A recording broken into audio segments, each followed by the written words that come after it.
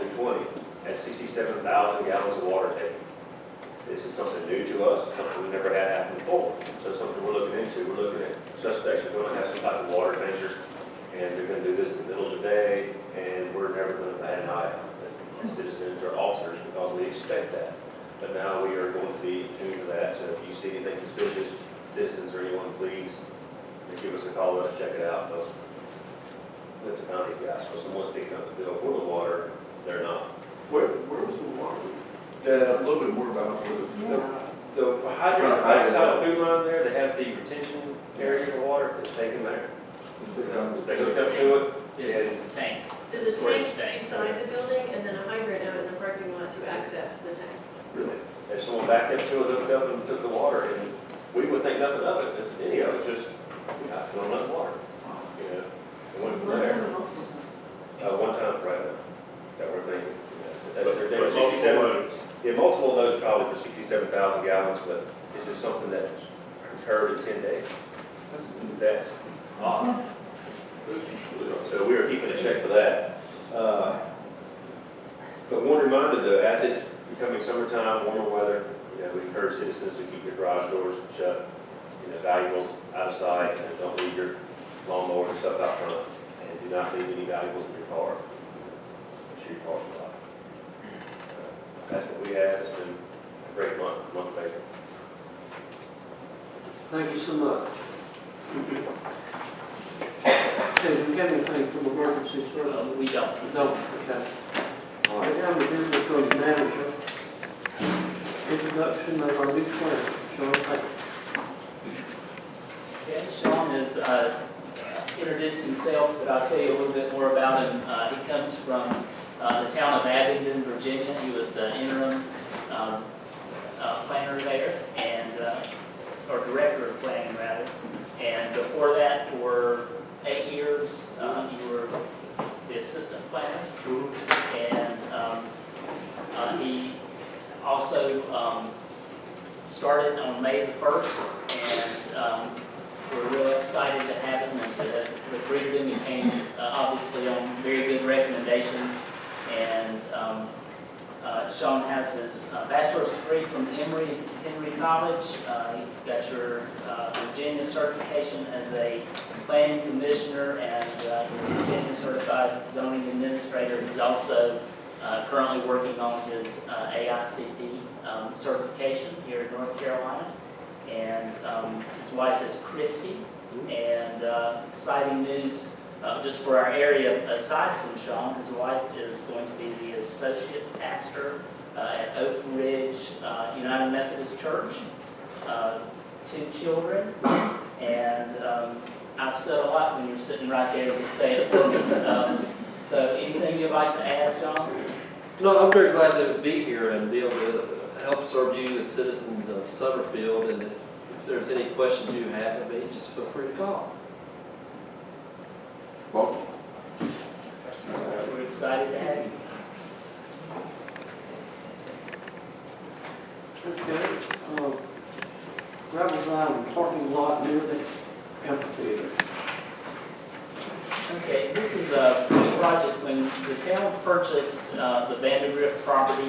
One of the future uses, potential uses for that property was access off of Madeira. So gravel drive is what we talked about at the time, the gravel lot down in the lower southeast corner of that lot, which backs up to our community park here, and it's very close to our amphitheater area. And we talked about that as a potential future parking lot because we have events and sometimes our parking, well, always our parking right now is too far away from that. And also it would be a great trailhead and terminus for our A&Y Greenway project. And so when we bought the lot, we negotiated access, made sure we had access off of Madeiras down to that lot, so that was taken care of. And again, this was a future project. A couple of things that has moved that forward was when last month we added that northern terminus of that other 1,300 or 1,400 feet of rail bed area to our Greenway project. And the thinking there is that it's also having a gravel lot there aside from the parking, it also puts folks from greenway users closer to the restrooms in the park. And so, anyway, that project, as far as adding that northern part of the greenway segment, was approved last month by council. And also back at our March retreat, one of my charges for budgeting for this upcoming year, upcoming budget, was to go ahead and gravel that drive and that lot. And the only thing that's changed about that is we have some funds from our athletic park parking lot project that we just bid out, that we're going to start hopefully right around July 1. And we have some funds from that we can go ahead and get this done with.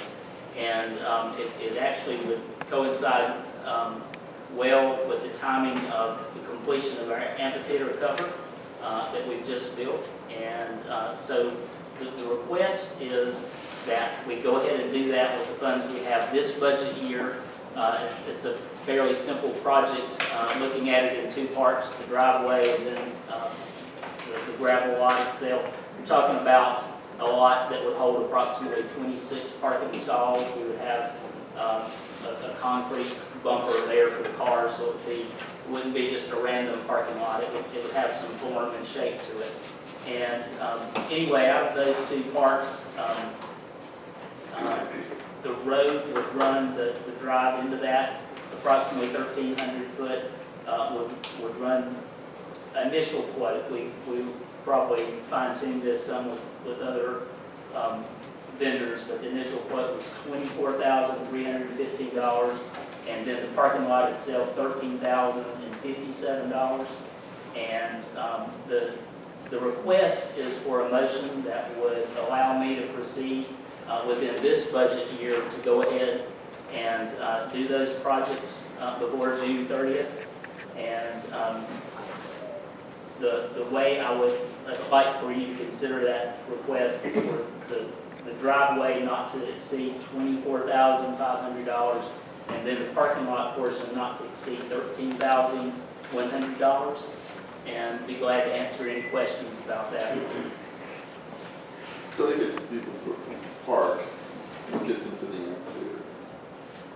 So there's a short distance from that lot through the woods, and we already have actually two existing trails that connect to that area. One is longer, one's shorter. We're going to have to do a little work on that trail before we actually put that in use for our events, but the trail is there. It's just a matter of making sure the surface is good enough, it's wide enough, and it's lit in some way for our events.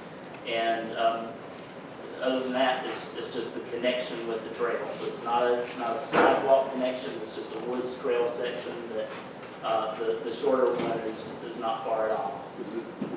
Is that in this budget, or is that something that would come out of just general?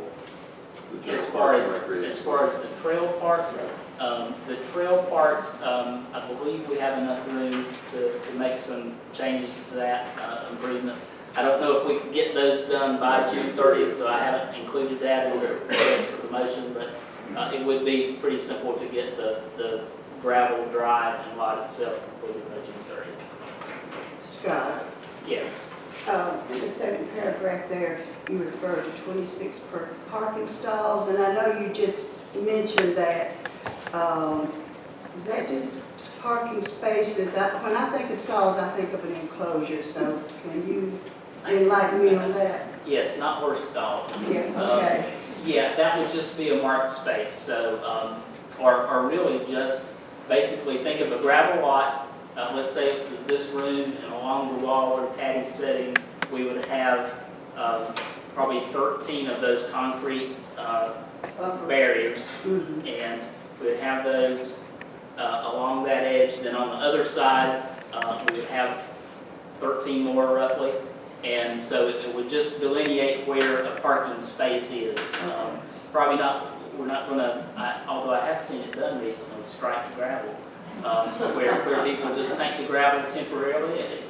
lasts a few months and you go back and paint over it. It's But- like a curb stop for each Yeah. spot. And that's the right word, curb stop is the concrete device that I'm talking about. It's just to delineate the spaces one from another. Right, like I say, when I hear the word stalls, I think of a small enclosure where you can back your horse in there. Is this included in the amount that you're requesting, those parking? It is, bumpers? those were included initially with this contractor that we've talked to, is including them installing them for us. I'd like to go back to the trail from the parking to the amphitheater. Would you envision that to be a wheelchair accessible type of a trail, or, and that I would wouldn't say require? wheelchair because we have dedicated handicap spaces right there at the amphitheater. So what we're doing right now is we're having, when we have an event there, we're asking people to park in this parking lot and follow our paved trail around to the amphitheater. We're also having them park at the elementary school and go through the main entrance gate. And what we're having to do is, if you think about an event and folks bring out chairs and maybe somebody has a little bit of a mobility issue, we end up doing a lot of running back and forth with the golf cart, just getting people closer, and because it is a pretty good walk. And so this would, it's not a full solution to the parking, but it would be a great help. And is there enough room within the lot itself? For 26 spaces is fairly limited. I'm not advocating more, but is there enough room for people to turn around? Should that parking lot be full and it wouldn't cause issues? Yeah, we've looked at the size of average stall in a situation, or parking area spot in a situation like that. And the contractor feels like it's plenty of room for turning around in that situation.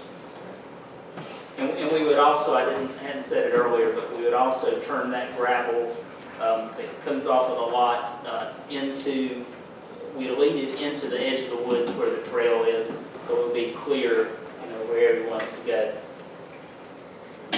And what kind of lighting? You mentioned lighting along the trail. What do you envision there? And that seems a costly kind of thing, but I don't know Yeah, if we it's necessary. haven't worked that out yet in this budget. So the thinking was most of our events are, so far what we've got planned out there is primarily in the evening, but before dark. But by the time the event's over, it is dark. And so initially we were thinking about some kind of temporary lighting just to light the path enough to get people back. Probably wouldn't use tiki torches because our fire chief might not like that in the woods. But Maybe you could consider candles in the bag. Is it open enough for solar? That's what I was thinking. Possibly, and we really haven't explored that part of it yet, because if we had it today, it would be useful to us, and we would just have to figure out how to do that lighting until we can get more of a permanent solution. And then as far as greenway users, when that's built, that's going to be used in daylight hours, so that wouldn't be an issue.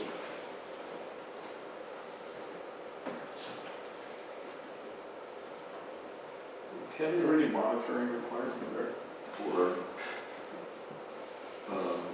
do we have monitoring after hours?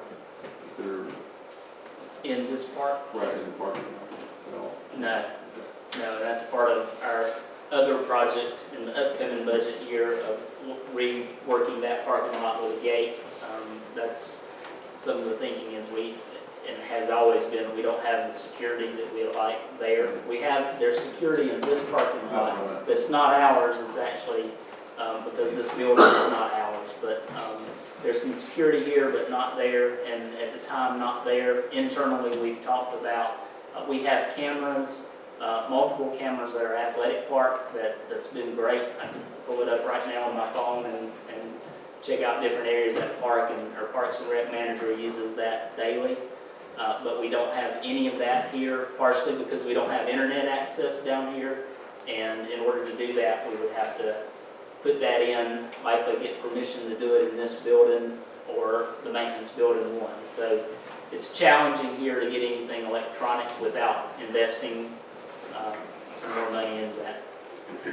And as far as like requiring any kind of leveling or anything of that nature prior to the dispersion of the gravel, is that any? Yeah, that's included. We've been out there with the contractor.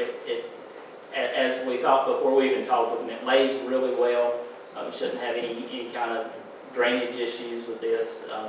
It's about as simple as you get as far as putting in a gravel driving lot. We would also, the quote that I gave you actually includes putting down a liner, so grading across the property, just kind of skimming the top off, then putting down a liner before the crusher run is put down on top of that, which helps hold that and keep its solidity. And so it's a thought out process from the vendors in. How thick will be the gravel? Let me dig out that quote.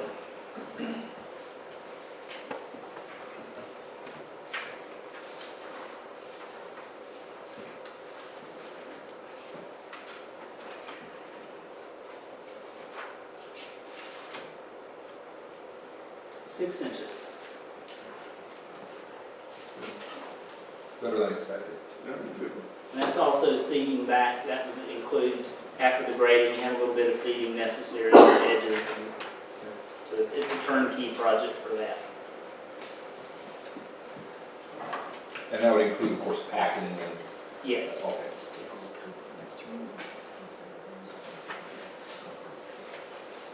Okay, any other questions? If not, we have a motion. Do we need to discuss more? Will we address some way to secure that parking lot at night? I know not in this, Not, but eventually. not initially, but I know Carrie has talked with DOT about the requirements as far as the connection of that into that road. So we've got some detail. Anything you want to add about that? Just that the end of Madeira's that is in right of way is not paved. So there's that consideration if you want them to maintain Madeira's all the way down to the driveway. It's an additional issue we would have to pave it. Madeira's itself. And Mr. Manager, one other question. Do you envision this being completed by the 26th when movie in the park would be available parking there?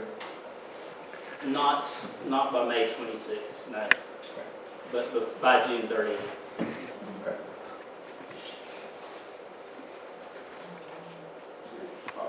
Popcorn shovelers. Yeah. Park somewhere else. Parking a regular one. I would like to make a motion then, if there's no further discussion, Mr. Mayor. All right, Motion would be that we allow the town manager to go forward proceeding within the 16-17 year budget to complete the driveway project at a cost not exceeding $24,500 for the parking lot itself, and the additional cost of $13,100 for the drive portion. I think that's correct. Oh, I have that backwards, I apologize. So you can just reverse that, Mary. I'll second that friendly amendment. motion by Mr. Allen, second by Ms. Lawrence. Further discussion? All in favor, raise your hands. Okay, unanimous. All right, master planning of intersection area at Summerfield Road, Oak Ridge Road. Okay, as the town has acquired properties at our Oak Ridge Road and Summerfield Road intersection over the last several years, we have always intended when we got to the right place with the property acquisition to master plan that intersection, especially prior to a full-blown renovation of the Gordon Hardware building. And so that was budgeted in this current year, and we went through, because this is a professional services situation in terms of acquiring an architect for this. I'm sorry, let me back up, a planning firm that will be able to help with the master planning. We put out a request for qualifications. We had 4 firms that ultimately responded to that. Committee interviewed those firms and I think vetted those very well. And when all was said and done, we came away with a recommendation to engage Withers and Ravenel for that work. And with this process of looking at qualifications first before direct pricing as opposed to just putting it out for bids, what that involves is that we identify a firm based on qualifications and then we go back with them and negotiate the contract. And that is something that we, of course, bring back to you hopefully next month for consideration for that work. What I included in your agenda packet is the request for qualifications itself. It outlines the project, the background, the process, the scope of work, the criteria for evaluation, and all the details, and has accompanying illustrations with that. And so after the committee vetting the firms that submitted and coming away with the recommendation, I invited Frances Gallagher, she's here this evening, to just answer any questions that you might have at this point, because again, we don't have an actual contract until I have your blessing to negotiate with them for the work. We also were very impressed with another firm out of Winston-Salem, Stimmel and Associates. That was our second choice, if you will, and we typically like to have a second choice because if for some reason negotiations were to fail with our first choice, we would like to have a backup to speak with about the project and hopefully not slow the process down. And I know that with Councilmember Barnes on that committee looking at these applicants and interviewing them, I just wondered if you had anything to add that I may have missed at this point. No, I think we had some really good presentations and appreciated meeting all the people that would be involved, and I think that was wonderful that you came and did that, and thought that I think we're going to have a great success going with these people. So I appreciate the opportunity to sit there and listen in. And Frances, would you speak just a minute about your firm's interest or just qualifications for this type of work specifically? Sure. Yeah, if you don't mind coming to the mic, we'll catch it on tape that way.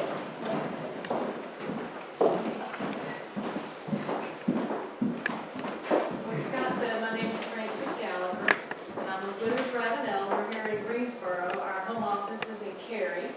We have several offices across North Carolina, and we've been in business for a long time. We consider ourselves placemakers. That's kind of our tagline. And we say, our people, your success. And that's what we feel like we're bringing you all. This is our type of project. We do a lot of work in transportation, a lot of work in land development and planning, landscape architecture. It's all in-house. And so this project was really exciting to us. This is a beautiful community, and we love the Summerfield, we love the rural nature of it, and especially the historic nature.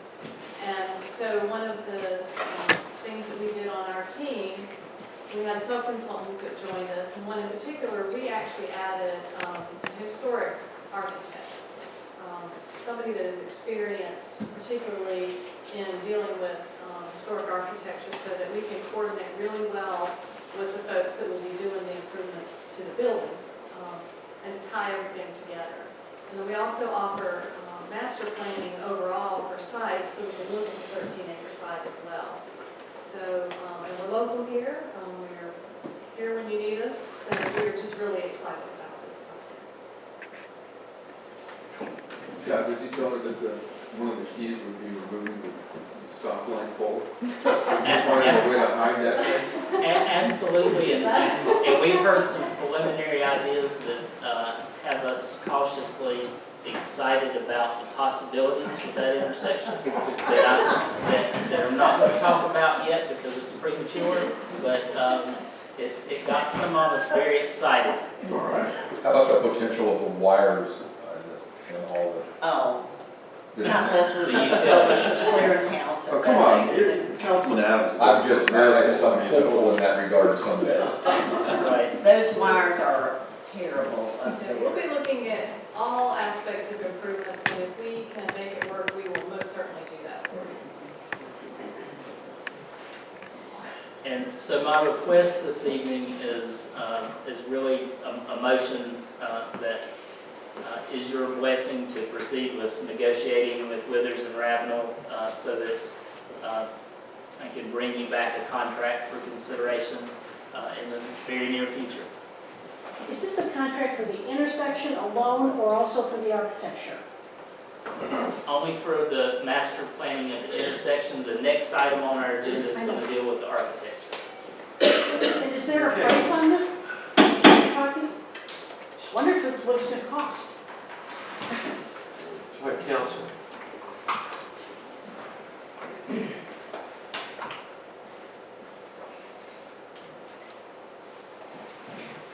Anybody have any other questions for Ms. Gallagher?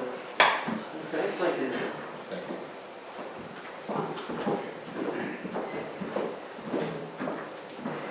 We didn't have a motion. Hey, we didn't vote. Ma'am, we're running this meeting, please. Let's stop the outbursts. Okay, council, what's your pleasure on this?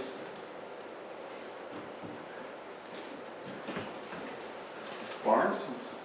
If nobody has any questions, I really enjoyed being able to participate in this. As I sit on the MPO for the GovCo, I thought that I was qualified to sit in and have an overview of some of the different things as far as the transportation. So I felt that both of these firms that we elected to interview were great. If nobody really has any questions, I'd like to make a motion to direct the manager to negotiate with Withers and Ravenel for the master planning services that we described and to present a contract for council consideration at the earliest available opportunity. A motion by Mr. Barnes, we have a second. I'll second. Second by Mr. Walker. Further discussion? Okay, all in favor, raise your hands. Okay. And next item, architectural services. Okay, the next item is obviously tied very closely to this master planning of the intersection, and the way we envision this working is we talked with the firms on both sides of this issue, on the master planning of the intersection and the architectural services, is we expect communication and synergy there between the firms that are ultimately contracted to do both lines of work, but because it is such an intertwined project. Again, with architectural services, this is the same kind of process. It's a request for qualifications, so we're seeking a firm based on the most qualified, not necessarily who gave us a cheap price the quickest. And so with this process, and again, it's attached, the full request for qualifications are in your packet. And with this, we actually had 10 different firms that responded, interested in this work. The committee narrowed the field to 5 different firms that we wanted to have initial interviews with. Following that process, we narrowed it down to 2 firms that we were particularly interested in. And those firms were Cube Design and Research, and also McKissick Associates, Associates Architects. And both of those are North Carolina firms. And after second interviews, with each one of those firms. The committee recommends that we first work with Cube Design and Research to see if we can negotiate a contract for the scope of services that are outlined in the request for qualifications. And with McKissick and Associates, who we also felt was a strong candidate to do good work with what we need.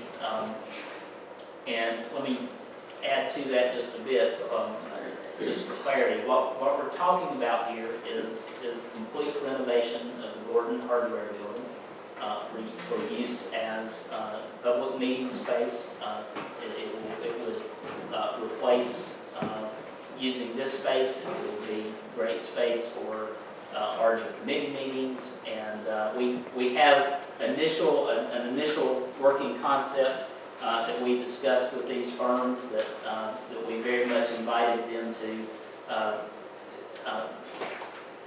provide their professional services and greatly improve upon our working concept and ideas.